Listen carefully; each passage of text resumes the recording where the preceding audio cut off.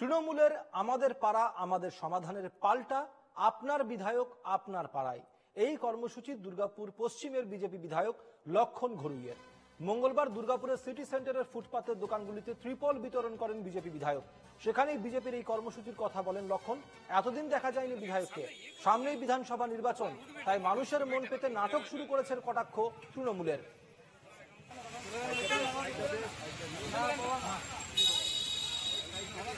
সাধন রুজ রয়েছেন আমাদের প্রতিনিধি, দুর্গাপুরের সাধনের কাছে চলে যাব। সাধন, আপনার বিধায়ক আপনার পাড়ায়, লক্ষণ ঘড়িকে দেখতে পাচ্ছি আমরা রীতিমতো লোকে জনতার দরবারে গিয়ে, জনতার কাছে গিয়ে ত্রিপল বিলি করতে।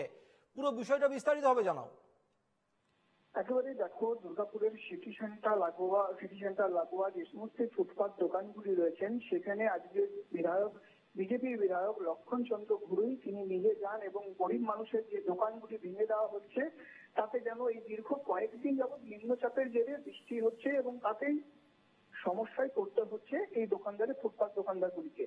এবং তার ফলে তিনি যেটা দাবি করছেন যে এই যে সরকার অর্থাৎ তৃণমূল সরকার কিন্তু তাদের পাশে নেই, এই গরিব মানুষগুলোর পাশে নেই। সেই কারণের জন্যই তৃণমূল দাবি করছে যে আমাদের পাড়ায় আমাদের সমাধান যে তারা কর্মসূচি করছেন, সেখানে দাঁড়িয়ে এই মানুষগুলোর পাশে কিন্তু তারা যখন নেই, তখন এই বিজেপি বিধায়ক তিনি যেটা আজকে দাবি করেন যে আপনার বিধায়ক আপনার পাড়ায় ঘুরে বেড়াবেন এবং মানুষের অভাব অভিযোগগুলি তিনি শুনবেন।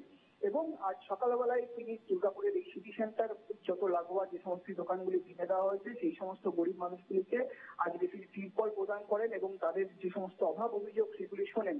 একদম শোনার পর কি বলেছিলেন লক্ষণ ঘরুই আমরা শোনাবো, তবে তার আগে আপনাদেরকে শোনাবো স্থানীয় তৃণমূল নেতৃত্ব এই পরিপ্রেক্ষিতে কি বলেছে।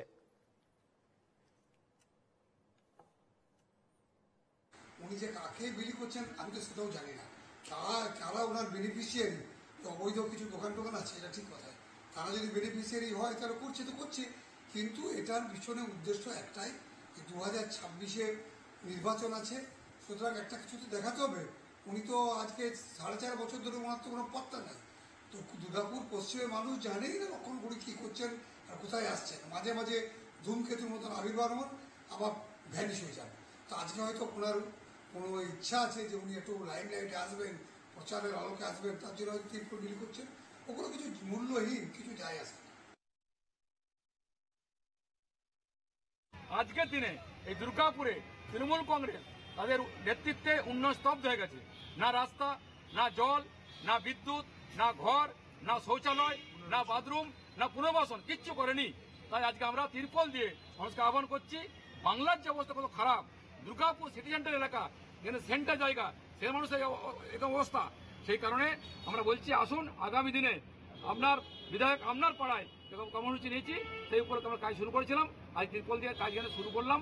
আগামী দিনে পাড়ায় যাবো, মানুষকে বলবো আসুন এই সরকার উৎখাত করুন, স্বাভাবিক পরিবর্তন নিয়ে আসুন। দুর্গাপুরের সংস্কৃতি, দুর্গাপুরের কালচার, দুর্গাপুরের শিল্প ফিরে আসবে, মানুষের সুবিধা হবে।